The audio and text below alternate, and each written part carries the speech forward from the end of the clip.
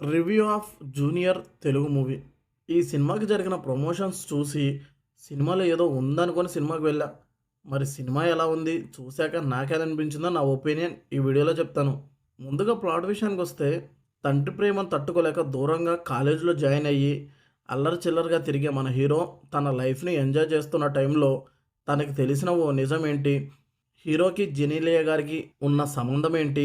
వాళ్ళ నాన్న ప్రేమను హీరో అర్థం చేసుకున్నాడా లేదా అనేది స్టోరీ. ఇక సినిమా విషయానికొస్తే, సినిమా ప్రమోషన్‌లో చూపించిన హడావుడి సినిమాలో నాకు పెద్దగా కనపడలేదు. ఓవరాల్ సినిమా అయితే నాకు పెద్దగా నచ్చలేదు.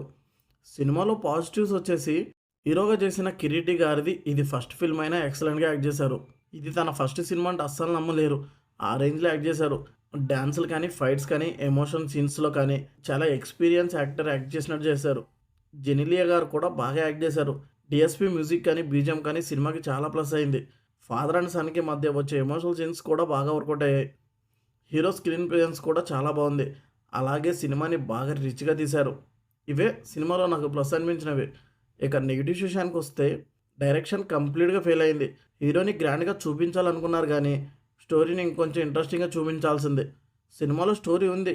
కానీ దాన్ని చూపించడంలోనే డైరెక్టర్ కంప్లీట్‌గా ఫెయిల్ అయ్యాడు. సినిమాలో ఉన్న ఎమోషనల్ సీన్స్‌లో యాక్టర్స్ అందరూ బాగా యాక్ట్ చేసినా, ఎమోషనల్ సీన్స్ మరీ సీరియల్ టైప్ అనిపిస్తాయి. ఫస్ట్ హాఫ్ మొత్తం హీరో ఏమేమి చేయాలో మనకు చూపించడానికే ఉన్నట్టుంటుంది.